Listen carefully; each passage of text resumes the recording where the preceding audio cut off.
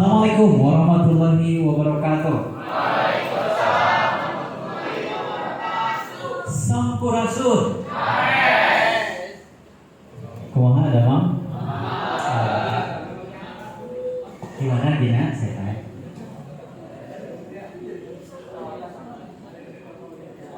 Saya tuh kalau lagi ngomong ya, pengennya tuh teman-teman tuh nggak ikut ngomong gitu, karena gak nyaman. Karena gak nyaman adalah sumber dari segala penderitaan. Bener kan? Iya. Yang putus itu kebanyakan karena udah gak nyaman.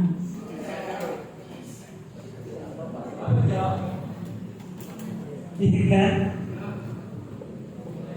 Yang dicari kita adalah nyaman dan happiness kan, kebahagiaan kan. Oke. Alhamdulillah teman-teman. Barusan Bu Riana sudah menyampaikan materi tentang psikotes. Saya harap sih teman-teman udah pernah walaupun sekali. Tapi next ketika nanti ngelamar kerja, fase psikotes itu biasanya ada, walaupun tidak di semua lembaga yang menerima pekerjaan. Tapi kalau kebetulan nanti kalian ngelamar kerja di satu tempat yang di situ memang ada psikotes, kalian setidaknya udah ada gambaran ya tadi ya. Oke. Sebelum mulai, saya pengen bikin kesepakatan dulu karena bulan Ramadan ini bulan yang lumayan apa ya? Seru lah kalau lagi belajar gitu. Makanya saya pengen bikin kesepakatan dulu nih sebelum mulai nih. Kesepakatan kecil-kecilan aja. Pertama, kesepakatannya. Setuju nggak? Nanti bisa kamu kasih ide juga ke saya ya, kesepakatannya apa aja, bukan hanya dari saya. Saya sifatnya nawarin aja. Setuju nggak yang pertama? Kalau saya lagi ngomong, kalian dengerin. Ada yang nggak setuju? Oh, saya boleh ngomong lah katanya. Pas bapak lagi ngomong, nanti berdua di sini boleh, barengan. Atau Pak, saya kayaknya bisa bantuin bapak ngasih materi ini. Saya bantu bapak ngomong ya di depan, boleh banget, boleh. Ada yang tidak sepakat? Kalau saya lagi berbicara, kalian mendengarkan dan tidak ada yang juga berbicara, sepakat? Sepakat kan? Sepakat tidak? Sepakat. Oke Pak Firman. Enggak gitu, bunyinya langsung. Ketika saya memaparkan materi, siswa mendengarkan, tidak ada yang ngobrol gitu ya. Bunyinya langsung kesepakatan aja. Itu satu. Dua, ada yang mau bikin kesepakatan? Pak, kayaknya kalau kita menerapkan aturan ini seru deh Pak. Ada? Atau misalkan Pak, yang bertanya dikasih hadiah Pak, misalkan. Atau Pak, yang bertanya boleh buka duluan gitu. Misal itu kan contoh. Ada yang mau memberikan ide untuk kesepakatan sebelum saya mulai materi? Dikit? Ada nggak Dik? Apa? Bentar. Jangan ada sesi tanya jawab.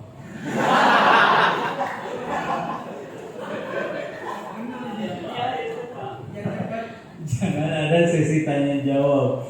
Nah itu masalahnya itu.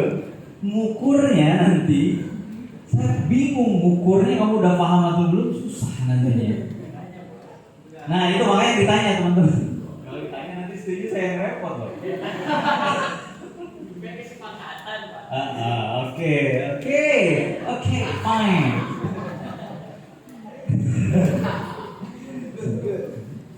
Tadi Diki menyarankan tidak ada sesi tanya jawab. Berarti kalau kalian mau nanya, gimana kalau ada yang mau nanya? Enggak. Tadi nggak ada. Di saya belum tentu karena kalau di sesi saya bisa menjawab dan bisa bertanya, ada hadiahnya. Something special. Gimana? Oh, saya suka nih. Saya suka yang kamu bener ya namanya ya. Oke. Nanti kalau nanti kamu nanya, oh salah ya. Tapi kalau tanya jawab, please itu ruhnya saya ngajar itu kalau nggak ada tanya jawab kayak gimana ya? Gini, kalau saya ngajar nggak ada tanya jawab gimana gitu? Nggak gua banget kan ya? Kayak animasi ya. Saya paksa malah kalau di saya harus nanya kan? Kalau nggak nanya denda. Sorry deh kalau itu ada ide lain kan yang lebih. Nggak ada. Siapa? Kamu coba siapa namanya? Nugi. Ada ide sepakatan apa lagi kira-kira? Boleh sambil makan minum gitu. Manajemen waktu itu gimana? Pulang. Oke, kita sepakati pulang jam berapa?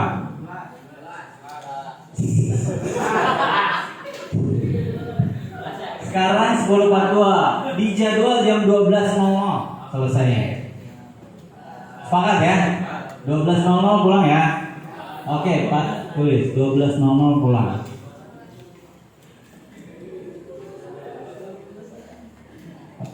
Lagi. Kesepakatan kelas ini bisa sampai setengah jam ini.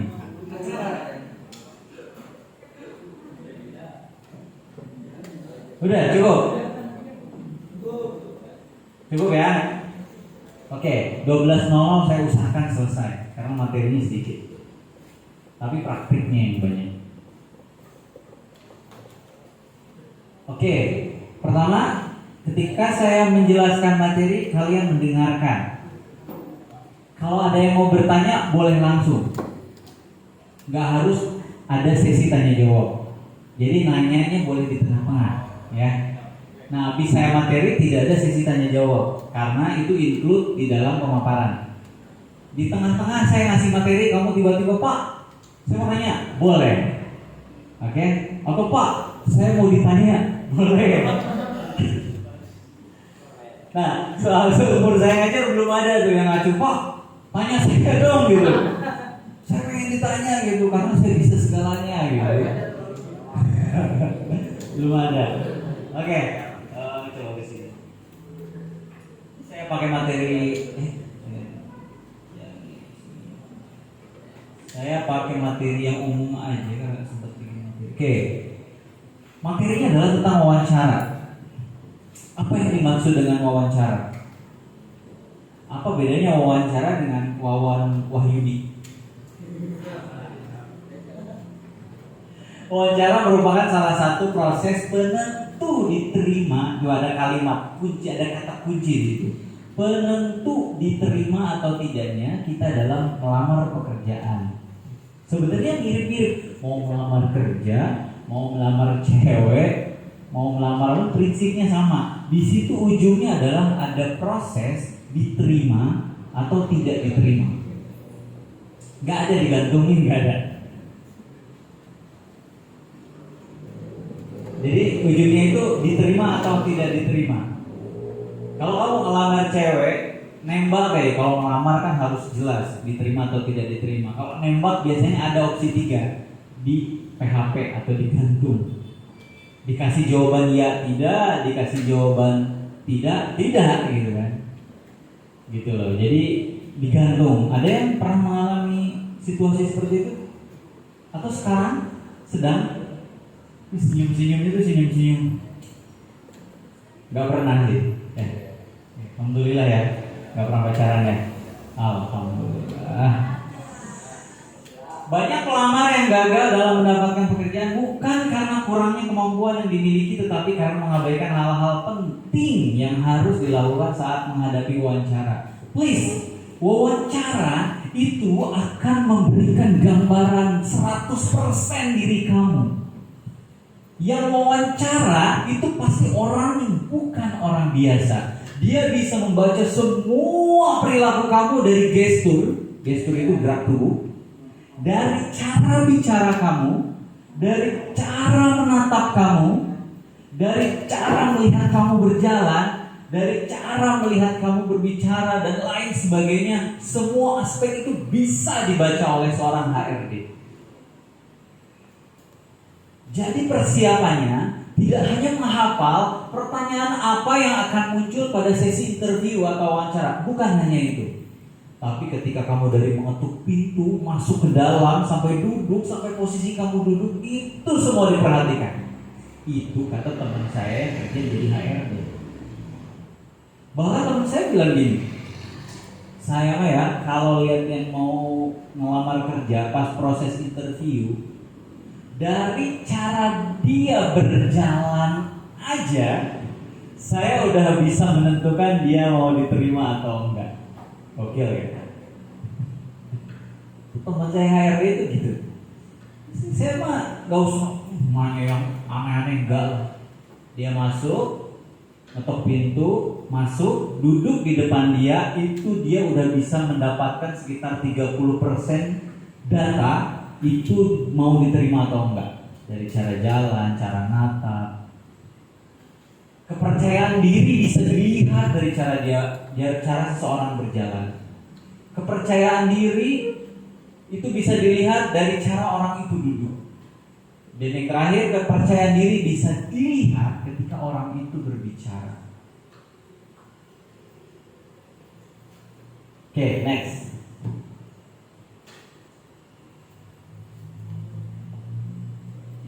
Yes. Bukan itu. Itu mau ke akhir langsung semua. Langsung pergi aja. Next. Next, yang tengah sebelah sana. Di sebelah sana ya. Nah itu, terus. Nah persiapan, nah ini mah nggak usah saya bahas lama-lama, udah siap semua berarti. Siapkan berkas lamaran, surat lamaran, CV, pas fotokopi KTP, ya, karena masih Indonesia ya, jadi harus ada fotokopi KTP ya, walaupun KTP-nya sudah KTP. Sertifikat itu bisa sertifikat kejuaraan, kalian pernah juara, atau sertifikat keahlian, kamu pernah kursus ini, kamu menguasai ini. Itu harus dilampirkan karena itu akan menjadi penguat kompetensi kamu. Orang nggak harus lihat praktik kamu dulu, tapi orang melihat dari sertifikat license, pengakuan dari sertifikat tersebut. Gitu loh ya. Sebelum hari wawancara tiba, persiapkan CV dengan baik yang bisa menggambarkan kelebihan Anda dan disesuaikan dengan posisi yang ingin Anda lamar. Jangan sampai CV kan udah dibahas ya CV. Kalau bikin CV, pastikan experience-nya atau prestasinya sesuai dengan posisi lamaran yang ingin kamu lamar. Kalau kamu melamar posisi sebagai marketing, maka nggak usah kamu mencantumkan kompetensi kamu dalam bidang mengelas. Karena yang diinginkan adalah kemampuan kamu dalam marketing. Paham ya? Tapi kalau kamu mengelamar posisi sebagai engineer atau mekanik, kamu tidak perlu juga mencantumkan prestasi kamu dalam bidang juara futsal misalkan. Karena nggak sinkron gitu loh. Kecuali kamu berprestasi dalam bidang yang nyambung, yang relevan. Kamu melamar sebagai mekanik engineering, kemudian di experience kamu atau di prestasi kamu cantumkan pernah juara 1 lomba kompetensi siswa bidang otomotif se-Kabupaten Bogor. Itu nyambung dan itu akan jadi bahan pertimbangan yang kuat pada posisi pekerjaan yang kamu lamar. Oke.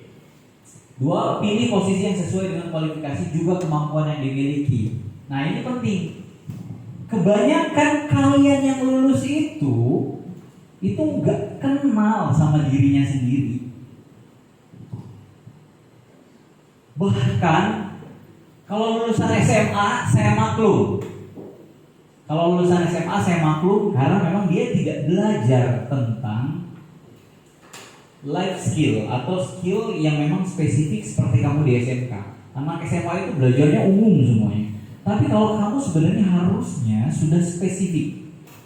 Ketika kamu jurusan otomotif atau teknik kendaraan ringan, maka seharusnya memang keinginan atau mimpi atau cita-cita yang kamu punya adalah yang berhubungan dengan program keahlian kamu. Seharusnya. Bukan berarti tidak boleh memiliki cita-cita dalam bidang lain, bukan berarti tidak boleh. Tapi kalau dari logika harusnya sama antara program keahlian dengan passion atau dengan cita-cita, sehingga akan memilih pekerjaan yang sesuai dengan program keahlian tersebut. Paham sampai di sini? Paham ya? Oke, kan nggak akan logik, HRD pun akan bingung ketika kamu siapa namanya? Wildan jurusan apa? Wildan jurusan otomotif, ketika melamar pekerjaan, melamar posisi software engineering atau sebagai web developer. Walaupun mungkin Wildan bisa mengerjakan itu. Saya belajar membuat web itu otodidak, Pak. Saya merasa bisa dan saya merasa bidang saya adalah ini, walaupun jurusan saya TKR misalnya otomotif gitu. Tapi akan jadi aneh ketika berhadapan dengan HRD. Wildan, oke, kamu lulusan SMK Negeri 1 Ciamis ya? Yo, ya. Saya lihat kamu di CV ini jurusan teknik kendaraan ringan. Boleh diceritakan apa sih teknik kendaraan ringan? Jawab. Ya, teknik kendaraan ringan kayak sesuatu yang memang mempelajari tentang otomotif, kayak asap, perbaiki, periksa, servis. Kan kalau orang awam boleh ya berpersepsi, saya pikir cuma ngerjain yang ringan-ringan aja. Boleh dong. Yang awam ya kan? Oh, jadi kamu bisa mengerjakan servis mobil gitu ya, perbaikan mesin, perbaikan pokoknya kelistrikan gitu-gitu ya. Bisa kan? Ya bisa, ceritanya begitu. Nah, tapi maaf, posisi yang dilamar kok software developer gitu. Nah, itu akan jadi rancu sih sebenarnya ya. Itu akan menjadi rancu ketika apa yang ada di program keahlian yang kamu miliki, kualifikasi keilmuan atau ijazah yang kamu miliki dengan posisi yang kamu lamar ketika berbeda, sebenarnya tidak mutlak harus sama sebenarnya. Cuma nanti kamu harus persiapkan jawaban ketika yang kamu lamar dengan spesifikasi keahlian kamu itu berbeda. Kamu harus siapin jawaban sih sebenarnya. Bukan berarti nggak boleh. Akan menjadi mudah kalau sama. Program keahliannya A, posisi yang dilamar adalah A, ya kan? Ketika kamu program keahliannya A mengisi formasi dengan formasi B, boleh sebenarnya, cuma nanti siapkan pertanyaan gitu. Siapkan jawaban manakala ketika si HRD bertanya, kenapa kamu melamar pekerjaan di luar program keahlian kamu? Karena saya yakin yang otomotif pasti ada yang memang passionnya bukan di otomotif. Saya mah senang masak Pak dari SD gitu kan. Walaupun saya jurusan otomotif dan saya sampai sekarang masih pengen punya cita-cita jadi chef gitu. Makanya saya ngelamarnya ke hotel yang membuka lowongan pekerjaan untuk posisi chef. Boleh sebenarnya, boleh gitu.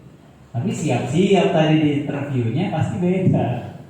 Karena akan si HRD akan mendapatkan sesuatu yang sangat kontras dan itu pasti ditanyakan. Saya jamin pasti ditanyakan. Ketika jawaban kamu memuaskan HRD, ada kemungkinan kamu diterima. Tapi kalau jawaban kamu ternyata tidak sesuai, ngalor ngidul, bahkan berbohong, saya jamin tidak akan diterima.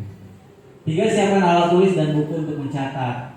Siapkan buku atau alat tulis atau sekarang kalau diizinkan membuka gadget, boleh buka gadget untuk mengetahui masukan apa yang HRD berikan kepada kamu. Tapi kalau kamu ingatannya kuat, sebenarnya tidak mempersiapkan ini nggak apa-apa. Karena ada beberapa HRD yang memang tidak memperbolehkan kamu mengeluarkan itu. Gitu. Kalau kamu mendapatkan HRD yang ketika interview tidak boleh mengeluarkan ini, maka kamu harus benar-benar mengingat apa yang disampaikan, apa yang didiskusikan, apa yang diwawancarakan dalam sesi itu. Ya, next. Ini baru persiapan. Nah, karena ada anak TKR, saya harus sampaikan, TKR, TPL itu mirip budaya kerja industrinya.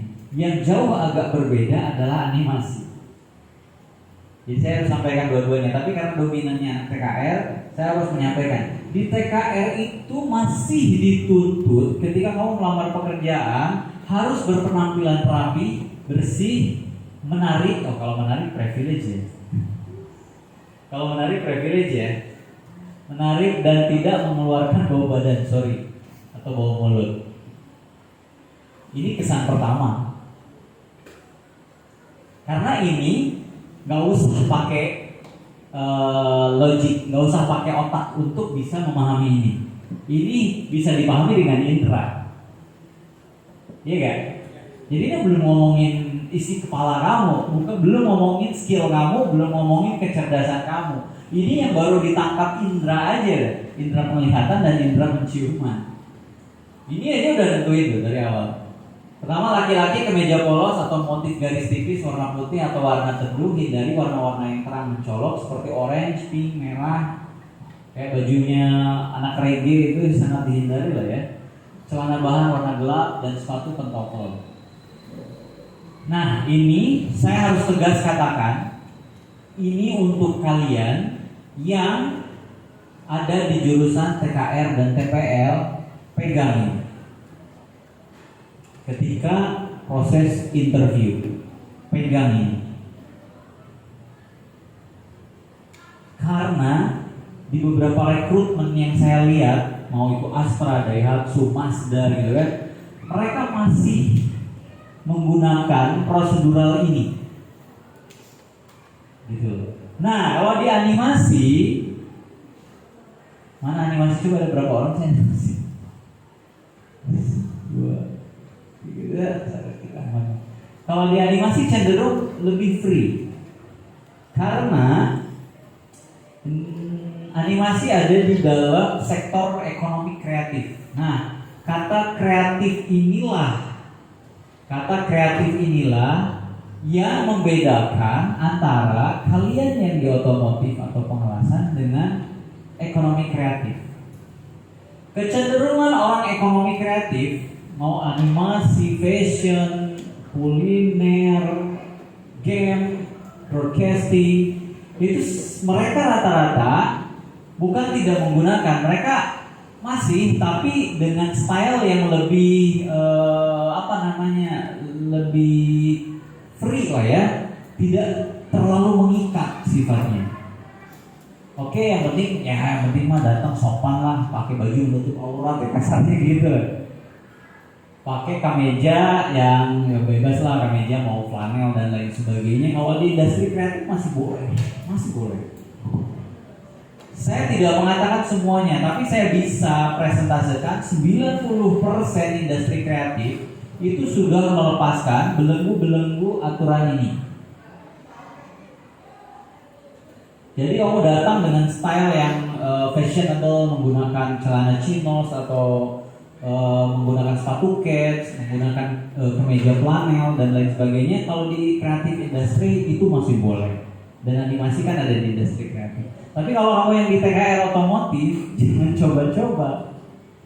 Ya, kamu datang ke rekrutmennya Daihatsu, jangan coba-coba pakai celana jeans, pakai sepatu cat, sepatu sport, apalagi sepatu futsal. Jangan coba-coba. Karena kalau di industri kalian, Astra dan lain sebagainya, masih pertama penilaian ini, sepintar apapun kalian bisa bongkar mesin, bisa pasang mesin kembali, bisa menghidupkan yang rusak. Kalau kamu di awal tidak memenuhi kriteria ini, maka udah mental loh, nggak akan interview udah.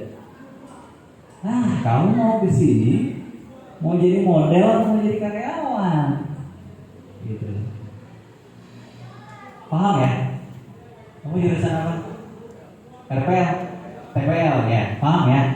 Jadi jangan disamakan. Jadi ini adalah dua culture yang berbeda. Kalau wanita, kemeja, blazer, rok di bawah lutut warna gelap. Jika menggunakan jilbab, gunakan yang polos warna teduh, sepatu tertutup. Next, ini baru penampilan loh. Nah, 5, alamat tujuan dan kontak person telah diketahui dengan jelas. Nah, ketika kamu berangkat, ketika kamu submit melalui LinkedIn, LinkedIn udah belajar kan ya? Bikin account di LinkedIn udah kan? Kamu submit lamaran kamu di accountnya LinkedIn, kemudian kamu dapat balasan dari perusahaan yang kamu lamar. Anda ditunggu di PT bla bla bla, alamat bla bla bla dengan kontak person ini. Kamu harus tahu tuh ketika kamu berangkat, kamu hafalin tuh nama kontak person di sana. Kamu hafalin tuh alamatnya di mana. Ketika kamu masuk suatu perusahaan tersebut, pasti akan muncul berhadapan pertama dengan siapa coba? Siapa kan? Langsung ditanya, mau ketemu siapa? Iya gak sih? Ketika kamu tidak hafal, siapa ya? Siapa ya? Pokoknya itu Pak yang urusin lamaran kerja siapa ya? Oh, nggak boleh begitu. Jadi kamu harus tahu dulu jelas siapa orang yang kamu tuju di perusahaan tersebut. Nah, sebaiknya survei lokasi perusahaan tujuan sebelum hari wawancara. Nah, hari ini kan sebenarnya mah ini boleh dilakukan, boleh enggak. Karena kan dengan media digital kamu bisa lihat perusahaan A itu cukup di Google Maps sih sebenarnya mah kan. Kalau lokasi PT ini dekat apa ya? Tinggal cek kan di Google Maps. Oh, kalau ke sana naik apa udah ada semuanya di Google. Aman sebenarnya. Tapi kalau mau lebih aman memang harusnya survei. Apalagi kamu melamar di kota yang berbeda dengan tempat tinggal kamu. Apalagi di kota yang kamu belum pernah sama sekali ke kota tersebut. Nah, itu biasanya harus survei duluan. Jangan sampai kamu gak survei karena kalau hari H-nya kamu baru mau berangkat dan pertama kali ke tempat itu, kamu akan kaget atau kamu akan kesusahan ketika ada hal-hal yang ternyata di perjalanan menjadi kendala. Misalkan kamu nggak tahu lampu merahnya jalan menuju ke perusahaan itu tuh kalau udah macet parah gitu kan. Karena kamu nggak survei, ya kamu bisa terlambat gara-gara itu. Misalkan si Diki, Pak saya ngelamarnya di Bandung Pak, saya belum pernah ke Bandung, besok interview. Harusnya dari sekarang kamu udah berangkat ke Bandung untuk mengetahui dengan betul lokasinya di mana, menuju ke sana itu menggunakan transportasi apa, apakah lalu lintas yang menuju ke tempat tersebut rawan macet atau tidak. Itu kamu harus paham H-1 maksimal. H-1 sudah paham. Tapi kalau emang kamu udah terbiasa, saya emang ngelamarnya di Carfix yang Sidang Barang Pak misalkan ya. Itu mah jalannya gampang Pak, saya berangkat dari rumah 10 menit sebelum juga nyampe. Ya nggak apa-apa gitu kan. Tapi kalau kamu ternyata ngelamarnya jauh, apalagi di kota yang bukan kota tempat tinggal kamu harus tahu sebelumnya. Kemudian gali informasi sedikit tentang perusahaan tujuan. Nah, ini penting nih, khususnya posisi yang dilamar. Pengetahuan mengenai perusahaan yang hendak dilamar dapat menunjukkan minat Anda untuk bergabung dengan perusahaan tersebut. Nah, ini penting juga nih. Untuk mengetahui sejarah, kemudian prestasi, kredibilitas perusahaan yang kamu lamar, kan sekarang mah gampang caranya. Kamu mau melamar di ASKI misalkan, Astra Komponen Indonesia misalkan. Kamu bisa cari tahu ASKI itu dari internet dari sekarang.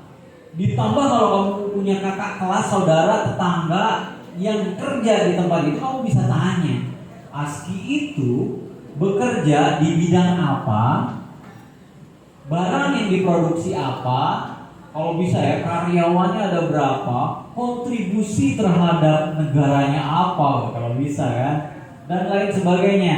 Semakin kamu tahu banyak tentang perusahaan tersebut, maka semakin akan membuat si HRD itu interest. Bener ya kan? Baru ngelamar kerjanya udah tahu deh perusahaan kita berdirinya sejak kapan dan lain sebagainya. Ya mirip-mirip sebenarnya ketika kamu mau jadian atau mau menerima lamaran seseorang, kan kamu harus ukur sejauh apa dia tahu tentang kita kan? Bener gak sih? Bener gak? Kalau kamu mau jadian sama seseorang, oke, cewek deh saya tanya deh, sama Mak, Punya pacar nggak? Nggak. Mau nikah aja langsung ya. Amin atuh. Kok nggak amin? Amin. Mak, kalau kamu nanti pengen punya cowok atau punya suami, ya, ada dua nih yang lamar kamu misalkan nih, satu si A, satu si B. Yang satu, kalau gantengnya sama deh, kayaknya sama. Yang satu itu udah tahu banget kamu selera kamu, makan kamu kayak gimana, habits kamu kayak gimana, dia tahu cara nyenengin kamu kalau lagi marah kayak gimana. Yang satu lagi bener-bener nggak tahu dan dia nggak nyari tahu tentang kamu. Kamu kira-kira pilihnya mana? Kenapa?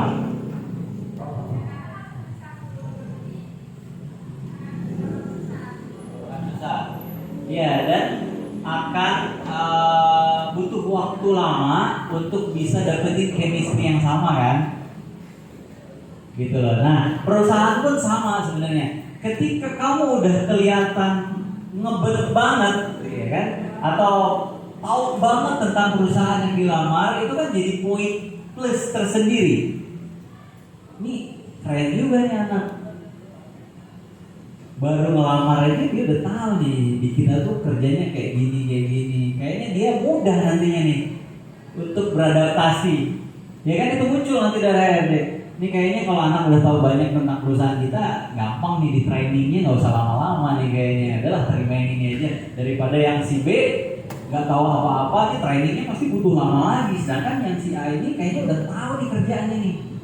Dia kayaknya sebulan training juga langsung diangkat jadi karyawan tetap bisa nih. Kalau si B ini butuh 3 bulan nih untuk membiasakan diri di pekerjaannya nanti gitu. Paham ya? Sampai sini paham ya? Oke, next. Tiba 30 menit lebih awal. Kalau saya sarankan tiba 1 jam lebih awal. Kalau tambahan dari Pak Firman, tiba 1 jam lebih awal dan langsung menuju masjid di perusahaan tersebut untuk sholat duha. Bener ya? Betul.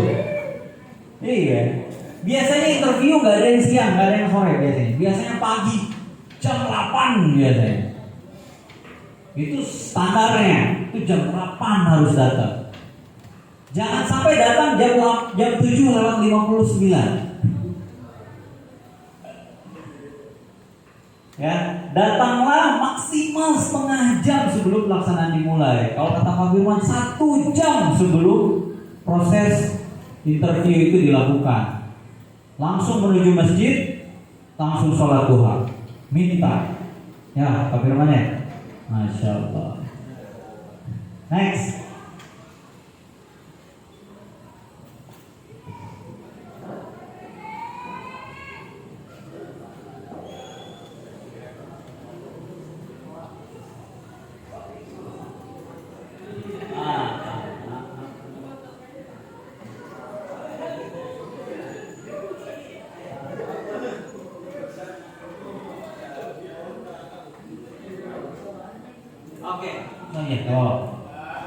Oke, nah ini pada proses wawancara nih.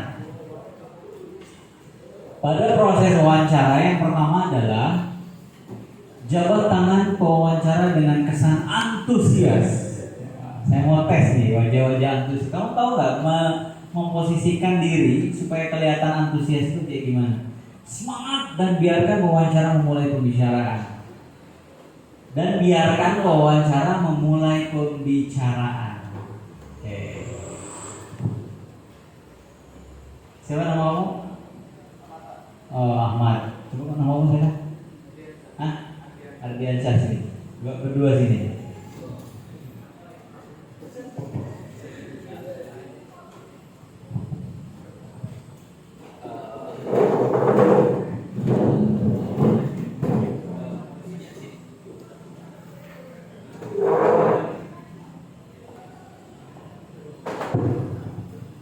Oke, kamu duduk di situ. Kamu kan HRD. Oke. Oke, saya ingin kamu siapa tadi?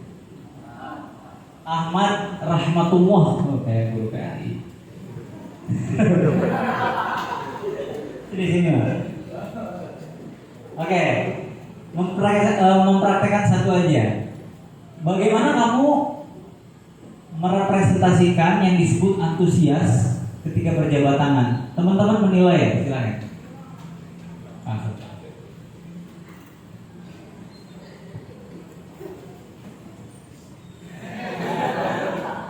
Oke, stop. Duduk. Ambil kursinya, kursinya ke situ. Kursinya ke situ. Mejanya nggak usah. Nah, udah kelihatan antusias belum? Oke, belum ya? Oke, sekarang kamu, Dimas. Udah, kamu nggak antusias, duduk lagi. Sekarang Dimas. Kamu tetap HRD, amin. Nah, sekarang Dimas, tunjukkan yang disebut dengan antusias ketika berjabat tangan.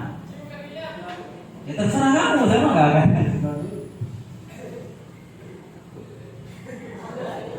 Gimana? Sudah kelihatan antusias? Belum. Oke. Sekarang Diki. Jadi yang disebut itu rapi dulu. Oke. Dari jalan sampai jabat tangan yang disebut orang yang antusias itu kayak gimana?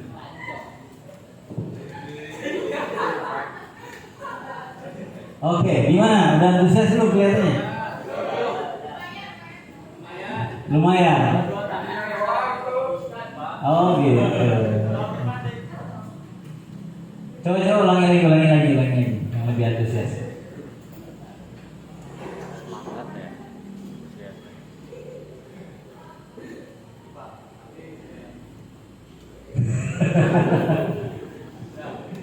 Oke, dari jalan ya sini.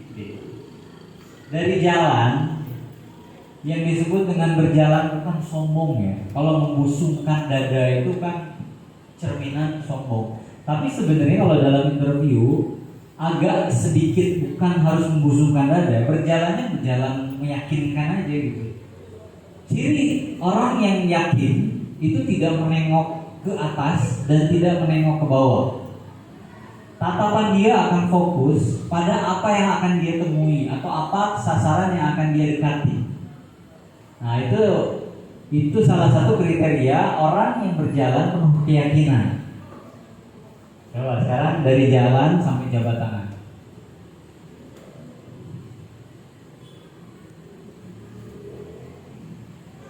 Gimana? Oke ya? Oke. Udah, mau dulu. Oke, sekarang siapa nama kamu? Ari sendiri.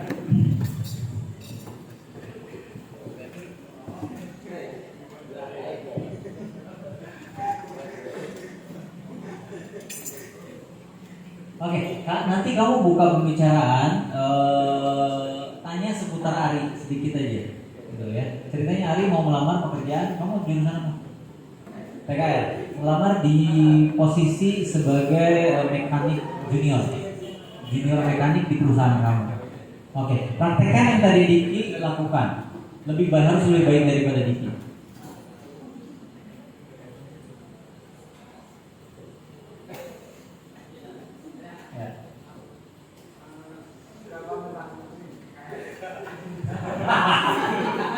Hanya nama dulu Oke, saya sekarang ini. Kasih ya. Balik lagi di sana.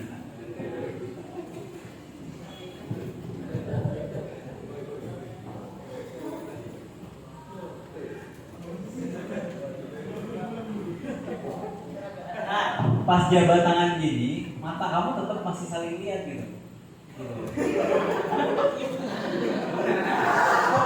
Saya terima loh. Waktu akad juga harus ini loh. Fokus kita tuh harus kepada si wali. Saya terima nikahnya. Gitu. Bagaimana dianggap ini contoh.